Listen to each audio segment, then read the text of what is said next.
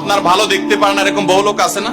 এই হিংসা করলে অনেক সময় বদনজর লাগে, বদনজর। আপনার ভালো কিছু হতে আরেকজনের জ্বালা পড়া শুরু হয়েছে, এর কারণে অনেক সময় মানুষ ক্ষতিগ্রস্ত হয়। বহুবার এই সূরা পড়ে তৎক্ষণাৎ একেবারে পড়ার সাথে সাথে আমি কার্যকরিতা আমার চোখে বহুবার দেখেছি, আলহামদুলিল্লাহ।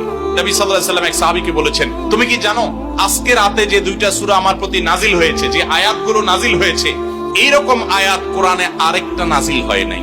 আমার বাচ্চার কোনো অসুবিধা হলে মাঝে মধ্যে আমার মিসেস বলতেন যে একটু দোয়া পড়ে খুদাও তো। আমি আমার মিসেসকে সাথে সাথে বলি, কেন, তুমি দিলে কি সমস্যা? অনেক সময় বাচ্চাকে নিয়ে আসেন, হুজুর একটু তাকে দোয়া পড়ে ফু দিয়ে দেন, একটু পানি পড়ে দেন। আমরা কি দোয়া পড়ি আজকে সেটা আমি আপনাদের সামনে ফ্ল্যাশ করে দিলাম, জানিয়ে দিলাম। আপনার যদি কোনো বিপদ হয়, আজকে অনেক ভাই প্রশ্নে লিখেছেন, অনেক সময় মানুষ বলে, ভাই আমার বাচ্চাটার এই সমস্যা, আমার ওই ওয়াইফের এই সমস্যা, আমার স্বামীর এই সমস্যা, আমার এই সমস্যা।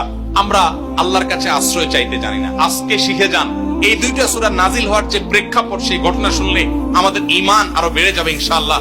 নবী সাল্লাল্লাহু আলাইহি ওয়াসাল্লাম একবার অসুস্থ হয়ে পড়েছেন এবং অসুস্থতাটা এত মারাত্মক ছিল যে আম্মা জান আয়েশা রাদিয়াল্লাহু তাআলা বলেছেন, অনেক কাজ তিনি করেন নাই, অথচ তিনি বলতেন তিনি করেছেন, মানে তার মনে হতো তিনি করেছেন।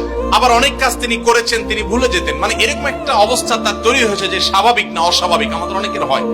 তখন নবী সাল্লাল্লাহু আলাইহি ওয়াসাল্লাম বিভিন্ন তখনকার যে চিকিৎসক ছিল তাদের সহযোগিতা নিয়েছেন, বিভিন্ন ট্রিটমেন্ট করেছেন।